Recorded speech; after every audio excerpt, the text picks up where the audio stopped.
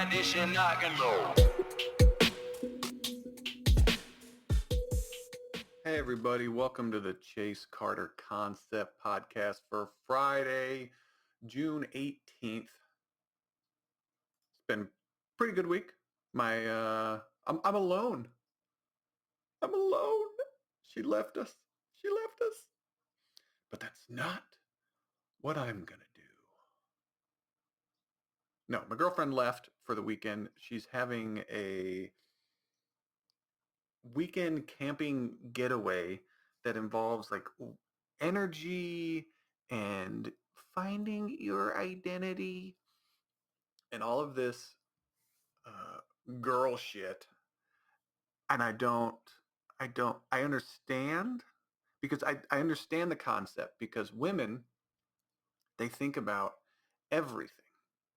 They hypothetically, they, they love to hypothetically think. If this would happen, what would happen? If this would happen, what would you do? If this would happen, what would you do? So their brains are going a mile a minute, and I think they need to reset. They just need to calm down and just relax. And I think this is what the little weekend trip getaway. It's a recharge of the batteries. She likes the whole mystical energy of the moon, which doesn't do anything. Your what is it? It's not astrology. I always get astrology and astronomy mixed up. Let's hold on. I'm gonna look this up right now. If I can spell it. Astronomy. Astronomy definition. Let's see. Astronomy definition. The branch of science which deals with okay. So astrology is the fake one. Okay. She likes astrology. Doesn't like astronomy. Doesn't enjoy that at all. But astrology. Things I don't know what it is, but women love to I'm just gonna come out 5 minutes in bashing women. But women love things where they don't have to do anything but get credit for. And I know that sounds bad and sexist, but it seems like after the company's built, after everyone already invested in the company, then they come out and say you need to hire more women and diversify the positions of, like, do you want the bricklayers to be diversified? No, we want the CEOs, the $1 million jobs to be diversified. Those are the jobs we want. We don't want those jobs down there. You don't want to actually get calluses and get your hands dirty like the men who came before who built the company that you now want a piece. Oh, okay. Got it. Cool. Uh, but and then they also it's all over social media. These the little video app where it's like which Disney princess am I, and it it siphons through a whole bunch of them and then it picks one at random and they're like, oh, and they get a sense of happiness. Bitch, you didn't do anything. You didn't animate the movie. You didn't animate the thing that you're using. And you're just getting this like this self-esteem boost from oh my God, I'm Ariel. Oh my God, I knew it. I knew I was a totally Ariel. What are you're just laying in bed and we're watching because you're cute and beyond attractive. I want to see one of those Disney princess things when it's just some fat ugly bitch laying there, and then it chooses like the fat pig from what's the pig's name? Something in Pumbaa, Lion King characters. Oh, Pumbaa? Is it Pumbaa? I can't remember. No. List of fictional characters here. Of course, a huge ad. Hey, advertisement companies, if you fill up the whole screen, I'm not buying it, even if I want it. Okay? So you have to be subtle. A full page goddamn ad. Jesus. What? Where's the no, not greatest Lion characters. List of the Lion King franchise characters. Thank you. Can I get this? No.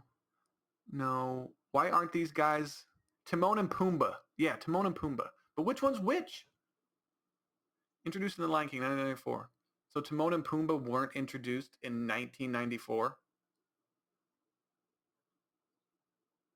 I'm gonna shit. I'm gonna shit all. Okay, introduced in the Lion King 1994. Simba, Nala. Timon and Pumbaa right there. I didn't read that part. It was a long name. Okay, fine. I'm an idiot. Whatever.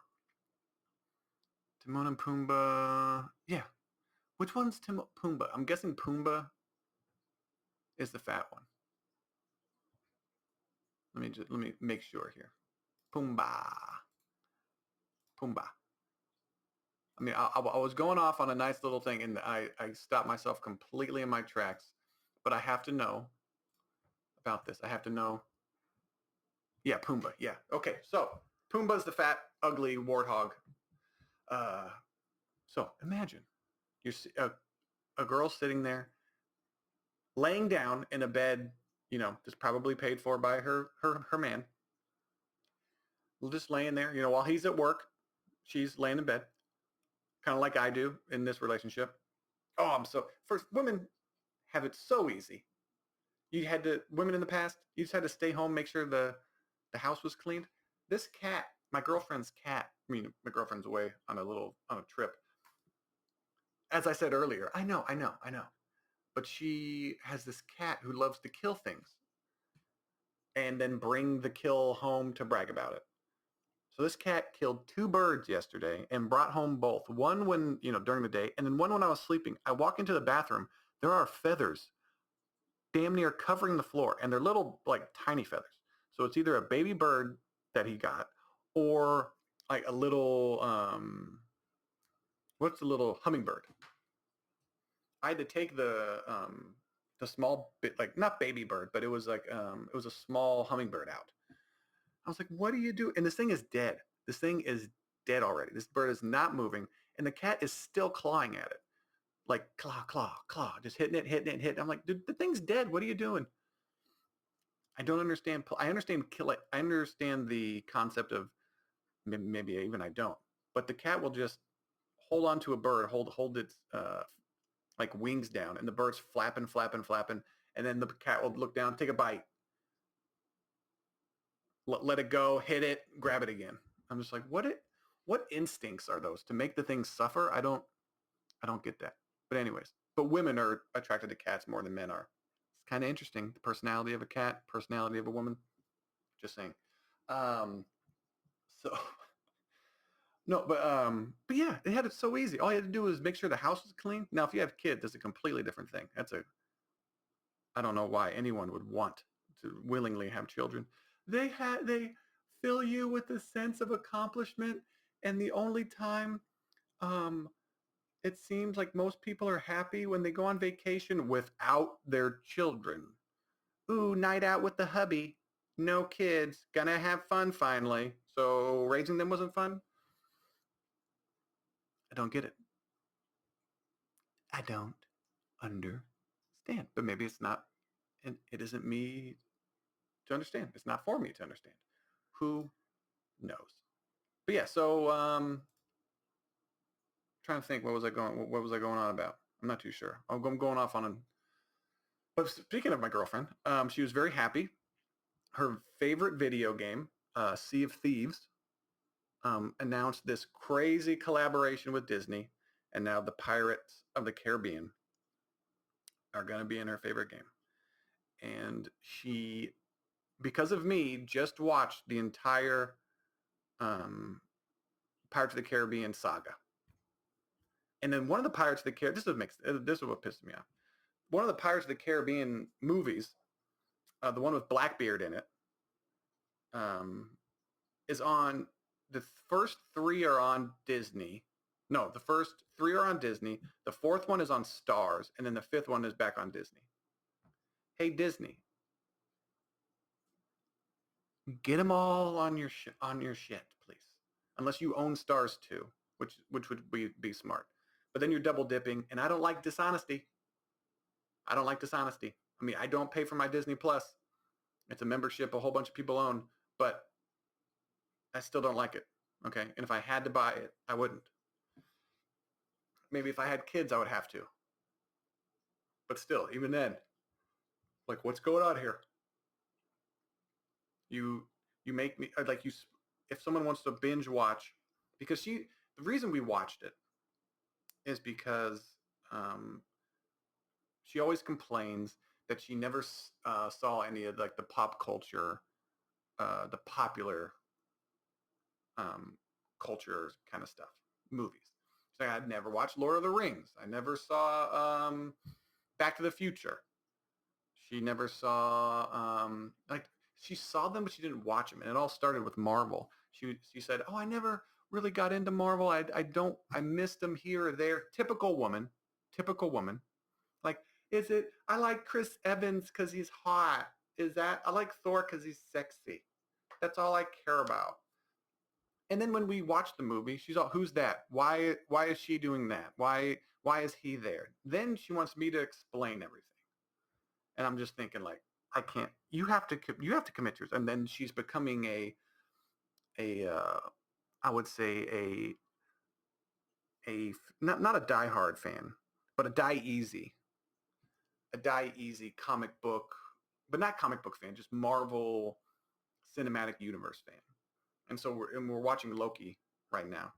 She likes the beginning of Loki a little bit more than WandaVision. She didn't like the corny TV throwbacks. And do you know why? Because she didn't watch any of those. She never knew any of that because she didn't watch pop culture. So then when I showed her the beginning, um, like the Bewitched, like kind of spin-off thing, the intro, I was like, this is what it's paying homage to, because this is the first Marvel like TV show kind of deal that they're doing on Disney. I think that was the first one WandaVision was, if I remember correctly. But it's like Wanda creating her own world, or show for basically herself.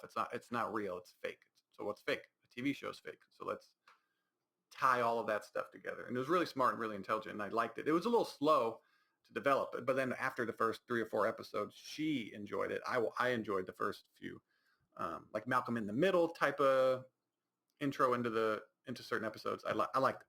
I liked it. But now she's all into it. She wants to know about the Time Lords and the Time Cops, and the simple questions is there's one scene at the end where I'm not going to spoil anything, at the end of episode 2, where a person, there's like the Time Cops.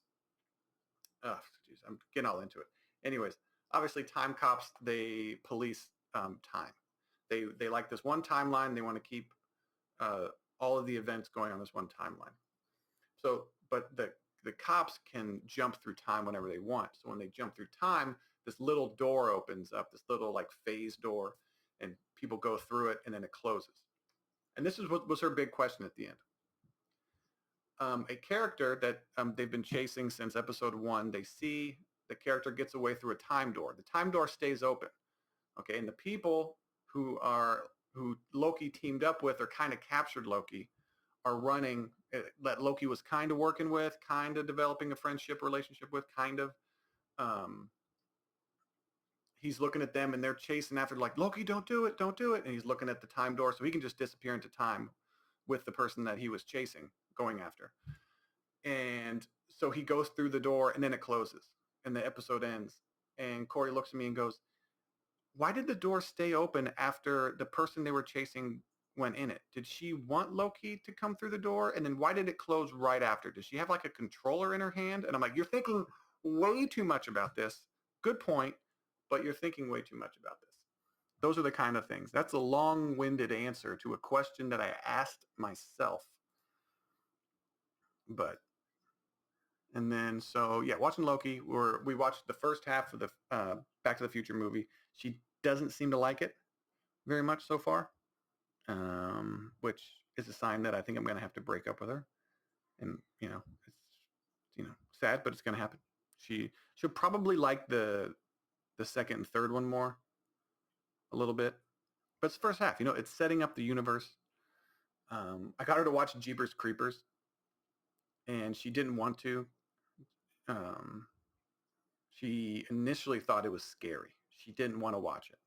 She's like, I don't want to have nightmares. I don't want to watch a horror movie. I was like, it's not a horror movie. It's a monster movie. It's a silly, like cult classic monster movie. That's all it is. I was like, this character that they created, this monster, is kind of cool. You got to see it in makeup. You got to see how it moves. It kind of dresses like a homeless Undertaker. He's awesome. And so you watch it from most of those monster movies. I always root for the monster, so it's not scary, really. I think most people identify themselves as the human being characters driving through the small podunk town, and I was like, I want to see that monster do cool shit. And at the time, for the time, that monster did amazing shit. I wonder if now they would make it and it would be better, or did the practical effects? Because I remember watching Jeepers Creepers 3, and the CG was terrible, god awful. It was like a homemade movie, god awful. 1 and 2 were good. 1 and 2 were passable. They were good, but they made a fourth one, like not reboot. You can't reboot it. Just reboot the third one. Can you reboot sequels? This is like Jeepers Creepers 3 reboot. Because I wonder, no one's ever done that. No one's ever rebooted a sequel. Like the first 2 are canon. The third one didn't happen. Okay, guys? And now this is what actually happened. I think I just created something. I need to call my Hollywood agent.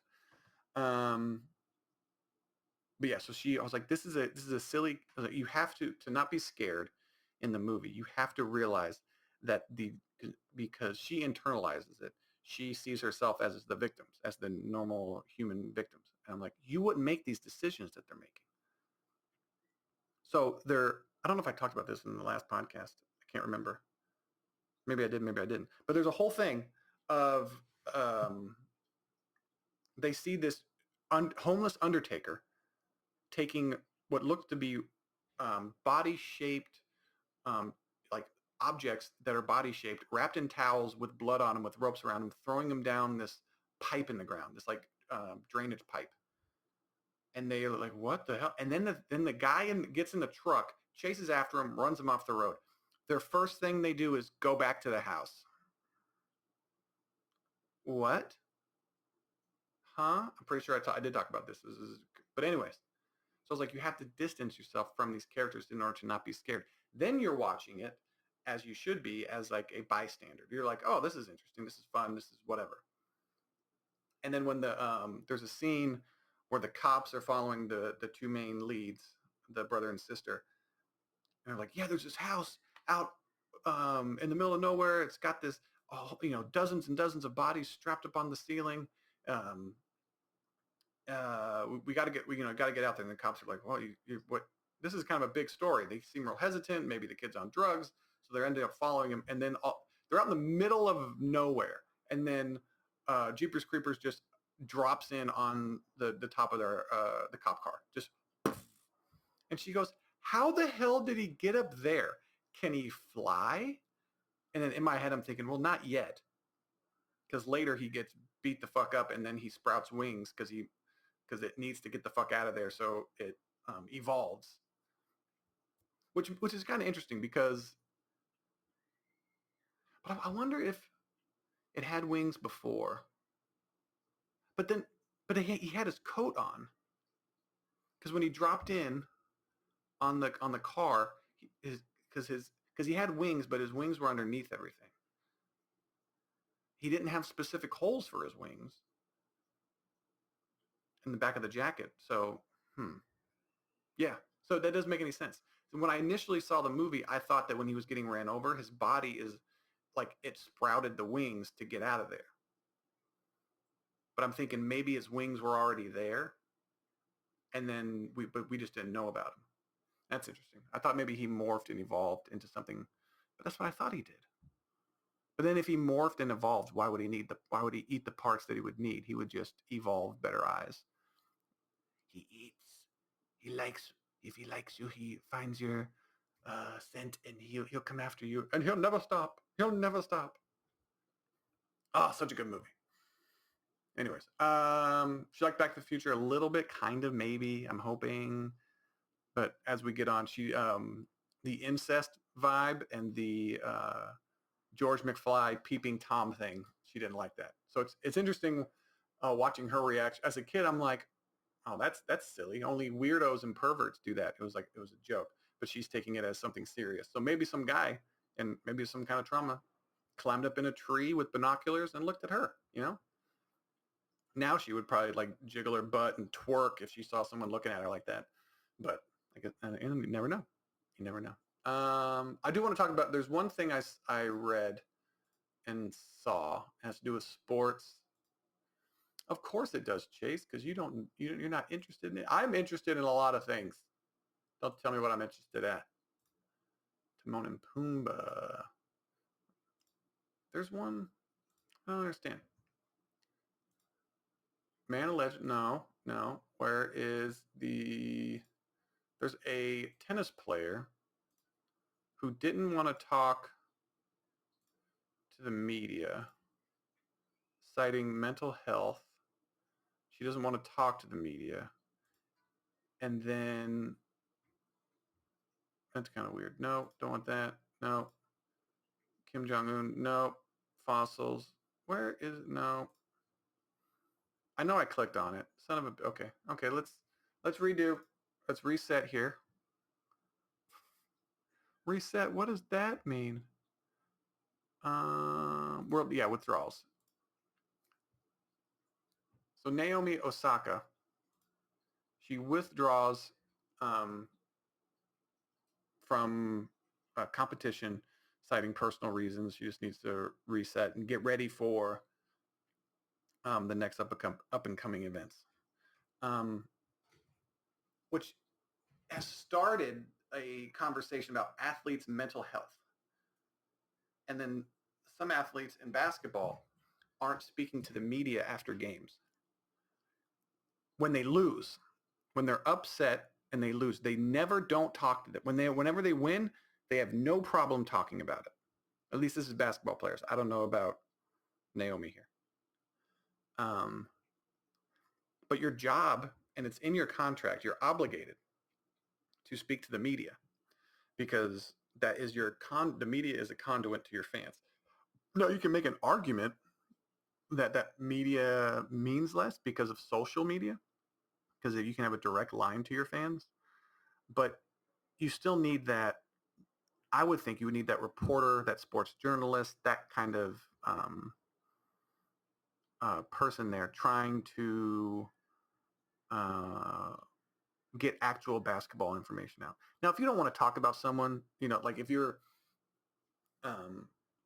going into and they're like the journalist is criticizing you or being kind of like a negative dick, I can understand them not wanting to talk, but then you can just say next question. You can say next question.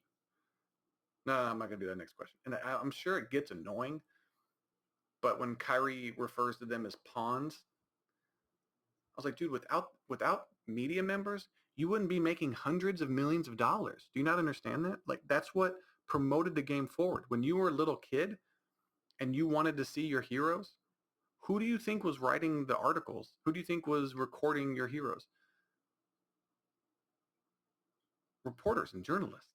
Those are the people you're talking to now. But now that you're this millionaire athlete who, is above everybody, now you're like, oh, I want my privacy. I want my space. Well, what? You were consuming every little bit of information about basketball and all the players before. Now that you're like, oh, well, I want, but no, that's not how it works. And especially when you lose. If you lose, you don't want to talk to the media.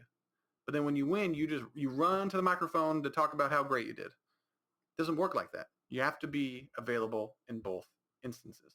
And I don't know if that's what is going on with Naomi, but that situation has caused other athletes to say, oh, my mental health. Well, like there's a difference between actual mental health and depression and things you're going through, say a death of a family member or things like that. That's a completely different argument than the only time you don't show up is when you lose. It's like, well, guy, what are you doing here?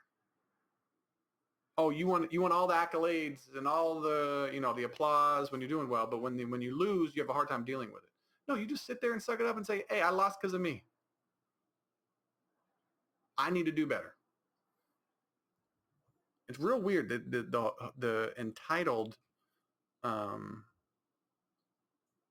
like the entitled, um, not feeling like the entitled mentality. That's what word I'm looking for. The entitled mentality that some of these athletes have, and it's from being catered to since they were little, because people knew that they were basically walking lottery tickets, and it's fascinating to see these people grow up and then just discount the media. And it's like, that's how you guys really feel? It's like, then I don't want to watch you play basketball. Like, if you're not going to give back like a little, like your give back to the fans isn't playing basketball. And he's like, oh, people love watching. This is what I'm going to do to the fans. I'm going to let you watch me play basketball. No, you play basketball because you enjoy it and it's fun. And you also get paid hundreds of millions of dollars. You wouldn't be playing, but most of you guys would not be playing basketball if it didn't, you would not be playing pickup games.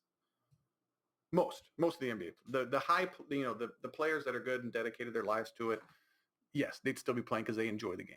Would they be playing it as much? Hell no. They'd be bagging groceries like the men did when the NBA first started.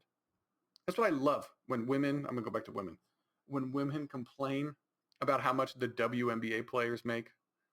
Like, the top paid WNBA player makes $300,000. Steph Curry makes that in a game. Hey, ladies. The only reason the WNBA exists is because the NBA funds it. Only reason. Only reason. So shush it. Stop. If you make as much money as the men do, if you bring in as much money, then yes, you will make the same amount, if not more. Ronda Rousey, female fighter, brought in way more money than most damn near all male fighters. And guess what? She got paid more than most male fighters. That's all it is. That's what it is. You have to make money to earn money, or you have to generate money. You have to generate money to make money. It's some of the weirdest arguments. There's an article. I've been playing a lot of Madden 21, and it's free on Xbox Game Pass through EA Play. I haven't played Madden in years. It's kind of the same game a little bit, just different controls. I don't like how you can't, like the last time I played, you could lead block. You can pick a blocker and lead block them. The game feels a little bit better, but it's kind of the same. I want to say still fun. The franchise mode seems dumbed down. I'm still having fun with it. Scouting play. I'm getting way too into scouting players, managing how I did before, managing the cap, figuring out what I can get away with, what I can't. It's just it's fascinating. It's fascinating. How not the game. The game isn't fascinating. The game is very basic. I played Face of the Franchise mode, which is like a stupid story-driven thing. I'm going to stop because it's dumb. And then franchise. In the franchise mode, you can just make a character, be that character. So if you want to be a starting quarterback of a team or what have you, you can make that character. And so that is, I would, because that you feel a part of a team. You don't feel a part of a team and Face the Franchise because they have you play a game or two and then they simulate the rest. So you don't know really who your wide receiver is. You're not playing down after down, game after game with the wide receiver, the halfback. You don't develop like these relationships with these characters. So it's very interesting. I think the cat just sneezed. It's very interesting. But you don't invest, I said characters, in these players, your teammates. So when they leave, there's not a big like emotional thing, which I think is what they're missing. Because in Face of the Franchise mode, the GM calls you into the office and you're a rookie. And the GM asks you, who do you like better, this guy or this guy? And so the guy you pick, the team keeps. And the guy you don't pick, they trade away. I'm like, I don't know. I haven't played I've barely played a game yet. I'm a rookie. Why are you listening to me right now? All of this doesn't make any sense. But so I've been looking up NFL news, and there's just Tom Brady on playing until 50. Even for me, that's a long time. And Tom Brady in Madden, he's 47 years old. And I think he's a 68 overall. And he's still playing. He's still a free agent. He hasn't retired. He won the Super Bowl um, when he won another one with the Tampa Bay Buccaneers. Uh, not this for me anyway. Not this last Super Bowl, but the other one. So I think he was like an 80 overall, and then the next year he dropped to 75, and he went that yeah. So the year he won it, he was 80 overall. This is all stupid, real in depth, but it's fascinating how the players regress in the game at certain ages, and then even seen the greatest Tom Brady, greatest of all time. He went from an 80 to a 75 and then down to a 68. Now no one wants him. I wanted to sign him, but he asked for $7 million a year. I'm like, I'm not going to pay my backup quarterback $7 million, Brady. You can sit in free agency. You can sit there. You can sit there. I wanted to bring you in, Tom, as a backup, just in case, and teach my young up and coming quarterback some tricks. That would be a cool feature in the game. So you have a aging veteran and say, I don't know if they've done this before. It seems like something they've done before, but you can team up a person who's, say, like under 25, a young developing character, say like 23, 24 cutoff. They come into the league at 21, 22. So if you're under 24, let's say, and then if a veteran player has to be someone over, say, like 30 or 32, 30 years old. Say 30, depending on the position, because you don't really see any old like half, halfbacks or anything like that, running backs.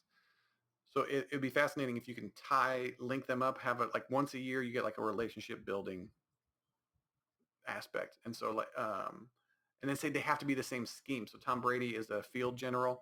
Your your young QB also has to be a field general. And then it gives them a little bit of an extra boost as far as the young player developing. Oh, that'd be so cool. Anyways, sorry. Just made up a feature that would be awesome. See, that's why game developers who can't figure out how to make good games, I don't feel sorry for, because I just did a really cool feature in 2 seconds. Came up with it on my own. And it's not even my job. Another thing, speaking of EA now lets you see what's in FIFA loot boxes before you buy them. And this is because of gambling and children's welfare groups. This is on Eurogamer. Under increasing pressure from governments, children's welfare groups, and gambling charities, EA has today announced that the ability to see what's inside FIFA 21 loot boxes before you buy them. So what it is like packs of cards. It's basically, it's trading cards for your game, but you get to play as the trading cards. So say you open up a pack and you get so many football players, you can put those players, they show up as really cool looking cards, trading cards, but you can also play them in certain game modes, and it basically becomes your team. And so what people have had issues with is you open up a pack, you can spend money that you can earn in the game, like a currency that you earn doing objectives in the game, or you can take real world money and turn it into virtual currency and buy these things. So what people are concerned about is getting kids the gambling habit of opening up a pack and seeing what's in it. You don't know. So it's feeding that fix. That, ooh, what am I going to get? Am I going to pull a gold card or what, a super high card out of this pack? Oh my God, it's crazy. There's YouTube channels dedicated to this stuff. People are so addicted to it. And it's smart, really smart money-making thing. But now you can view what's in the pack. So you open up the pack, you see what's in it. If you don't like what's in it, you can put the pack back, but it won't reset what's in the pack until a day later. So each day, people are just going to go to these packs. Let's see what's in it. Nope. Yeah. Okay. So it's going to be interesting to see how that affects their sales, if at all, because they make tons of money off of that. all of the money making in video games is the different money making techniques in video games is fascinating. There's this other speaking of football, doing a lot of football news here. Jay Cutler feeling possible neurological effects of playing football. CTE is coming at some point. Now this is on a podcast, so who knows? I'd have to listen to the podcast, but this is where one little thing could be taken out of context. He could be joking around. Who knows? Jay Cutler. Jay Cutler played 12 seasons in the NFL, Denver Broncos, Chicago Bears, and Miami Dolphins. The Bears would probably like to point out that he probably had mental issues during he was playing. With his last snaps coming in the 2017 season, Cutler, 38, suffered a few injuries. Cutler and reality show star, yeah, that woman didn't seem like a problem, did she? Suffered a few injuries during his career, and while he feels physically fine, he revealed in an episode, maybe I have CTE, episode of Barstool Sports that he's starting to feel the neurological effects of repeated blows to the head from playing the game. I would say memory and stuff like that.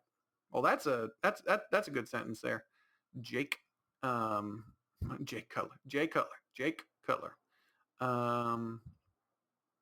CTE is coming at some point without a doubt, he said. He estimated he suffered more than a dozen concussions in his football career. The Texans one was bad, he said. I think we were playing Washington and I got the Texans one was bad. I think we were playing Washington and it was a defensive back. I forgot who it was, and I just got slung around. He slung me around and threw me down, and the side of my head hit. And that's one of the only times I was out. I was out for a second, then I got up and walked off. I don't know. I think if you play long enough, it's going to happen to you. But I don't understand. The Texans one was bad. I think we were playing Washington.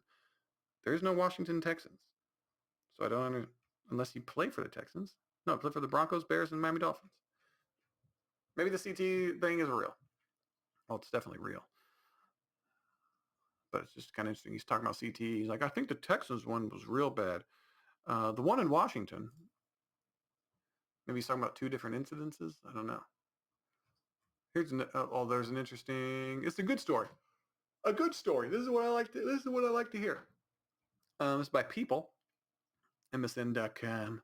16-year-old boy buys repossessed storage units to help owners recover their family heirlooms.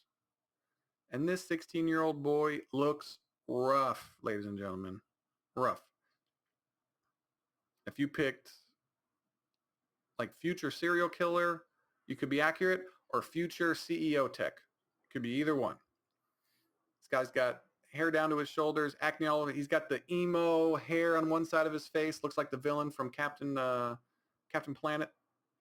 A Rhode Island teen is being praised for his good deeds. I know he's doing something good, and I'm roasting how he looks. But fix yourself. Fix yourself, damn it. No. Is being praised for his good deeds, and he has started buying repossessed storage unit to help previous owners recover their belongings. Aww. God bless me.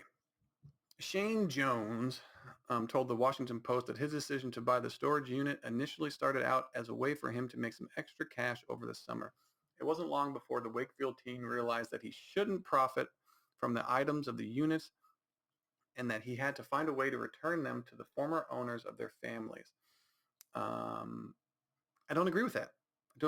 These families made a deal with the storage unit people to keep their belongings. And whether they didn't manage their finances well enough or just come get it, I don't understand why these people say, hey, storage unit. I wonder if the storage units have to get in contact with these people. Say, look, hey, all of your stuff is here. If you don't respond within a month or a few weeks, we have to sell your stuff. So get it out of here. But then that becomes a money-making scheme or money-making revenue, which is money-making. That creates revenue for the place. So are they really that motivated to find these people to get all that stuff out of there? I wonder how much more money they make off of these auctions. So I have to find the former owners and their families. So that's exactly what he's done. Since embracing on the project last summer, embracing, Jesus Christ. I need to actually slow down and read the words, or I just can't read it all. Since embarking on the project last summer, Shane has helped reunite 3 families. That's it? Come on, Shane, do a little, come on. Slow poke over here. 3 families in a whole summer? Did you do one every few months? Um, Shane has helped reunite 3 families with their contents inside their former storage units, according to the outlet. Continue reading. Yes. I started out thinking that bidding at a storage auction was kind of like a yard sale, but now I know that's not true.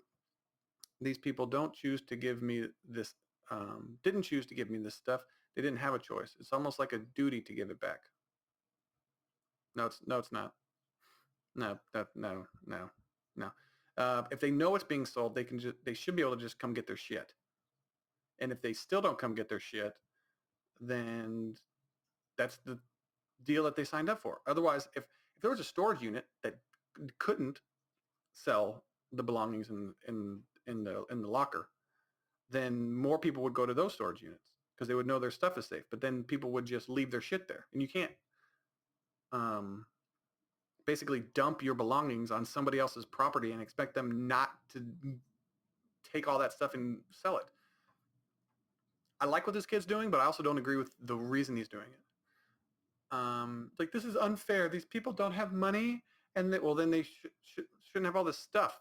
And if they have all this stuff that you're making money off of it, why can't they come there and sell it themselves and make money? Shane first came up with the idea of buying repossessed storage units last summer after finding a YouTube video that explained the process, the Post reported. According to the outlet, storage units can be put up for auction after the renters stop paying their monthly fees. The video describes the process of bidding online without seeing the contents in the unit and how it could eventually help a person make money. It seemed like something fun to do. I had some money I'd saved from working in a used bookstore. Oh, used bookstore. Why don't you go back to the books that weren't donated and return them? Because you did a used bookstore. Shane explained explained to the Post, adding that he often goes to yard sales in hopes of collecting bottles, coins, and other items of value. In August of last year, Shane found a storage unit auction in Providence near his home, and he decided to put a bid of $100, according to the Post. To his surprise, the teen won, but when he went to visit the unit, Shane told the outlet he began to feel sad as he sifted through the household goods, stuffed animals, and personal mementos and other documents. I realized then that this isn't the same as getting stuff at a yard sale. This guy was in prison and his storage unit was auctioned off because he couldn't afford to pay for it. This was probably everything he had. Well, like, that is a different story. Also, what did he do? You know, what happened? Did he rob somebody? Is all of that stuff in there things that he stole? He's not in prison for no reason, right? Statistically, he's not. He could be an innocent person in jail, but but, but most of the people in there are meant to be in there. Wanting to do something, Shane turned to his parents, who offered him a help to find the owner's mother, the Post reported. The trio eventually located the mother at a retirement home in Providence and then took a trip to return the storage unit's contents, according to the outlet. I called her up and offered her to give her everything. The woman was thrilled to be reunited with her son's belongings. Her reaction was enough to spark Shane's interest and inspire him to keep going. His next storage unit auctions came in October of 2020, winning each for a winning bid of $50. All that stuff and junk. Her reaction was enough to. The October unit contained an address book, which Shane said he used to help find the original owners. The couple who rented the locker had passed away, but there was a phone number for their brother-in-law, and he was happy to come out and get everything. He said there were a lot of family heirlooms that could have been lost. As for did he give you the $50 for saving his family's stuff? Probably not. It should be in there. As for the January unit, Shane was easily able to find the owner's identity because her name was written on several of the items in the unit, according to the outlet. When he finally connected, this is so good stories. When he finally connected with the woman, Shane told the Post that he learned he was unable to pay for the unit after. Shane told the Post that he learned she was unable to pay for the unit after losing her job and that she also lost a child to sudden infant death syndrome 3 years earlier. Okay, so just terrible, sad things. Also, go get your stuff. I don't. 3 years. It doesn't seem like the baby died, and then you were. Is that the reason you didn't pay your rent? I don't understand. That's 3 years ago. So the baby died 3 years ago, 3 years earlier, and he's just getting this stuff out now. So they've been looking for you for 3 years, trying to give you your stuff back. I don't understand. This timeline doesn't make sense. Kind of like the timeline in Loki. All of her baby items and all her childhood photos were in the storage locker. Yeah, well, yeah, give that stuff back. That's worthless. You can't make any money out of that stuff. Since the woman lived in I just thought of just thought of something terrible. Absolutely terrible. I wonder if all of these storage lockers have all of these childhood photos. And then I just thought, I was like baby and childhood, and then I thought of pedophiles. What if pedophiles buy these storage lockers to find it? So it's basic. What if it's a whole scheme? Need to get Chris Hansen on it. Get him out of there. Oh, why does my mind go to the worst places imaginable? Since a woman lived in Connecticut, Shane arranged for her to pick them up at his home. Once she arrived and saw some of the items waiting for her on his front porch, she said the woman started to cry. She said everything she had to remind her of her baby was in that locker. Then go get it. You have the lock. You have the key, right? Go get the stuff. You're a woman. You're supposed to be strong and independent. I don't need no man. I don't need no man. Go get an Uber and grab some of the shit. And she didn't have the finances to keep up with the payments. You can just go get your stuff. Your stuff doesn't have to stay there.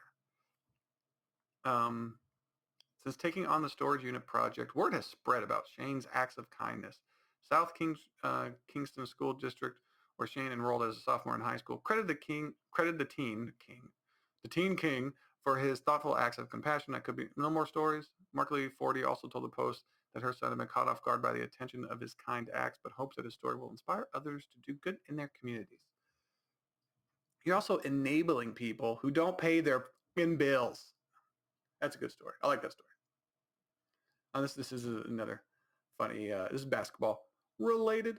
Sixers fans destroy Ben Simmons post missing person flyers in Philadelphia. So Ben Simmons he's a basketball player, plays for the Philadelphia 76ers.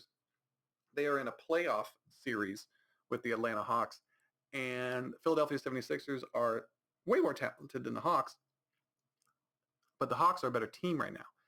The Hawks are up 3-2. One more win, Philadelphia 76ers are out. They had championship aspirations this year, and they technically should not be losing to the Atlanta Hawks, so the fans are upset.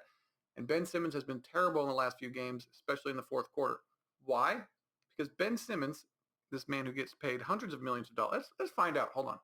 I'm going to look up Ben Simmons' salary. Ben Simmons contract. I want to see. Yep. So let's see. When did Ben Simmons, details and breakdowns. Okay, so this year he will make 30 million. Base salary, 30 million. Yeah. Then next year, during a pandemic, 2020 and 2021, he made 30.5 million. 21, 22, he's going to make 33 million. Then 35.4, 37.8, and 40.3. And the reason people are upset is because he makes all of this money. He does not shoot the ball. And what do you mean? He can't possibly not shoot. He plays basketball. That's the first thing you should be able to do, at least somewhat decently. But no, he's 6'10", extremely athletic, plays amazing defense. He can drive because he's athletic and get to the basket and score layups. Is he good at floaters? No, he's not. He's good at layups and dunking, and he's a okay passer. He's a really good defender because he's 6'10" and he's athletic. And so, and he can't shoot. It doesn't. Not only can't he shoot, he doesn't shoot, and then he misses free throws. So the other team just fouls him. He goes to the line, makes one of one most of the time. He made 2 free throws the other night in a row. They fouled him in the last few minutes of the game, and he went to the free throw line and he made 2. The crowd was going crazy. I'm like, that just means the next time he goes to the free throw line, he's going to miss 2 because those are the percentages. He gets fouled again, and I'm like, is he going to step up and make 2 more free throws and shut everybody up? Missed both. They were both in and out. They were both close. It's not like he's way off. It's not like Shaq where he's, breaking the backboard. Just there's throwing shit up there. It doesn't look bad. It just seems like to go in and out. So I don't know what his mental issue is. I was like, you cannot have a secondary. I don't think your number 1 or number 2 guys can miss free throws and just be a. It's not that he like shoots them and he misses. He just doesn't shoot threes at all. I'm not asking him to shoot 10 a game, but you have to be somewhat serviceable from out there to make it easier to win a championship. It's going to be extremely difficult to win a championship with his skill set as the number 2 guy. I mean, you're paying a guy basically $35-40 million to play defense. You can go find people who play defense for half that. You can go get 2 or 3 guys that can do that. Like, what? Huh? What? Now, stealing transition, all that stuff, amazing because he's so athletic. But I would in the playoffs where things slow down, less possessions. Usually, the game is called. It's being the refs, the officiating is. They're letting people get more rough with you, hit you a little bit harder.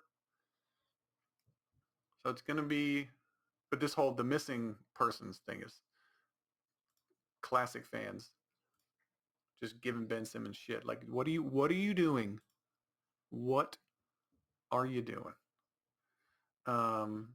This actor or comedian, James Corden, says he has burned through roughly 75 personal trainers. I don't trust them. Is it because you keep gaining weight because you eat all the time?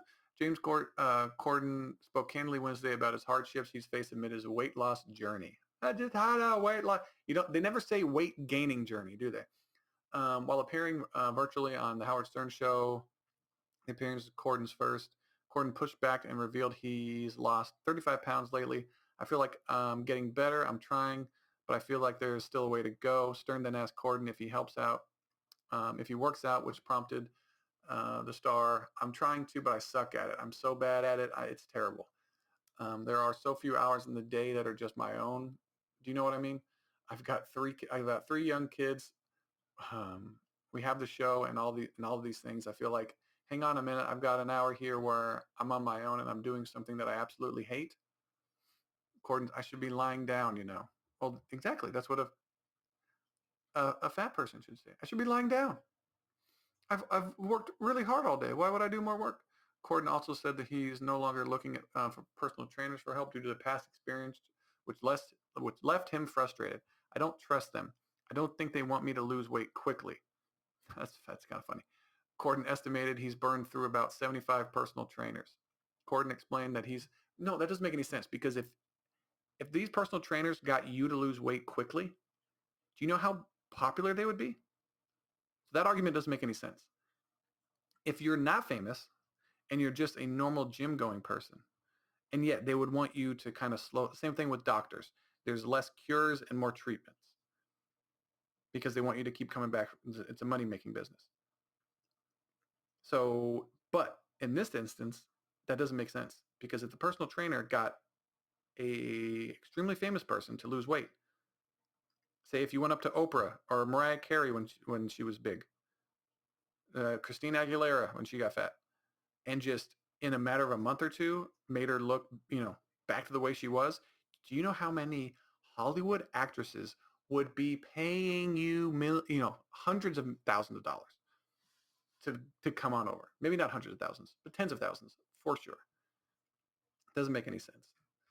So I read that and I was like, but I'm pretty sure he's just being, just joking or whatever. It's a money-making scheme. But that doesn't make any sense, even as I think about it just a little bit. A little bit. That's a sad story. That's a sad story. This is kind of funny. This will probably be the last one. Here, where is it? A play in China, this is funny. A play in China is facing criticism after a pack of 30 wolves chased actors off stage. First of all, how did they know that like someone counted all of them? If you saw a pack of 30, first of all, I didn't know wolves traveled in packs of 30. Didn't know that. That's more than a pack. Pack's like, 5 or 6. 30 becomes, a group, a small, a town, an oil rig town, an oil town. Audience members at the show in China called Tuling Legend were shocked when cast members sprinted down the aisles as they were chased by 30 live wolves last week. I bet you the 30 wolves were part of the show. That's what I'm thinking. I haven't read this. I just read the article or the headline, and I want to see a video of the performance posted to Chinese social media platform Weibo shows the wolves sprinting off stage through the aisles, eventually chasing a cast member and pretending to maul them. Oh, wait, so it wasn't a real... The wolves have been domesticated for 3 or 4 generations, the representative told CNN. They are raised... so it's not really... They weren't out in the wilderness doing a play. They are legally raised... Oh, so this is just crazy Chinese people doing awesome shit. Oh, this is cool. This is how America used to be, we need to take more... We need to take more tips from China, I think, The wolves have been domesticated. They are legally, legally accord to China? Okay. Who are those people they put in camps? Oh, legally, no. Hitler legally put Jews in concentration camps. That just how the people in China are putting legally Uyghurs in concentration camps. It's okay. Or sorry, re-education camps, not concentration. Even though they want them to concentrate. It's like, look, you need to concentrate and do what we tell you. Okay. So what do we call these things where we bring people we don't like and try to teach them things? Well, they won't listen. They won't listen. Well, we want them to concentrate. Concentration camps. That's what we have to do. So when they go into them, they know that, okay, I have to concentrate. These are concentration camps. They are legally raised and trained by professional trainers with certification since 2018. Well, since they've been doing it for a while, they have a history of, a little over 3 years. So I trust these people. This is a great story. And no accident has happened in the past 3 years. Well, if you have a unblemished record, let's keep it going. These wolves fake attack. According to the representative, the wolves are trained to not harm the human actors who have practiced the fight scene. Was numerous times. No, doesn't need to be there. Practice the fight scene numerous times. It's you made a grammatical error when I notice it. The actors were also wear protective clothes. Yeah, okay. Unless they're wearing like a bite suit, there's protective clothes. We gave them sweaters and sweatshirts that are really thick, really strongly woven together. The wolves are only released one of the 7 scenes that comprise the show. A different scene involves 20 live camels. Jesus. Yeah, I'm pretty sure China's treating their wolves. And are they really? Can you domesticate wolves? And are they really wolves? I do want to see the video of this performance.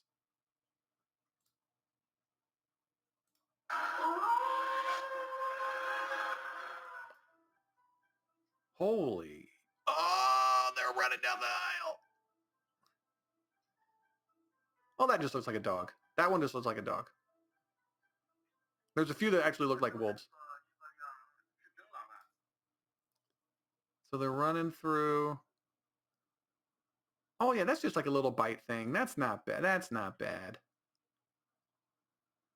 The wolves are just playing. They look like they're just playing. Yeah, it just looks like dogs running around. They're not. They don't look like wolves to me. Now, am I a wolf expert? I'm not a wolf expert. First of all, that's an awesome play. Could we get more stuff like that? Ever since Siegfried and Roy, the live animals and why can't we have more of that stuff? Just sad. I'm gonna, if they didn't, you know, if communism wasn't a huge part, I'd move there. You know. I mean, if like say I was gay, I would be arrested or murdered, stuff like that. If I was a transgender person, I would be killed. But besides all of that, small stuff, I think China's a great place. I really do. I really do. They won me over. I like it. Now that I clicked on that link, I'm wondering if are they listening to me right now? They're like, hey, we got an ally. We got an ally in Chase Carter. Am I going to be turned? Am I going to be a Chinese sympathizer? The Chinese Communist Party sympathizer? Anyways, this has been another episode. The 55th? 55th. What is 55th? This has been the 55th episode. That sounds funny. Of the Chase Carter Concept Podcast. I appreciate you guys for watching. And if you listen this far, what are you doing with your life? Go do something. Have a good day. You got this shit knocking, bro.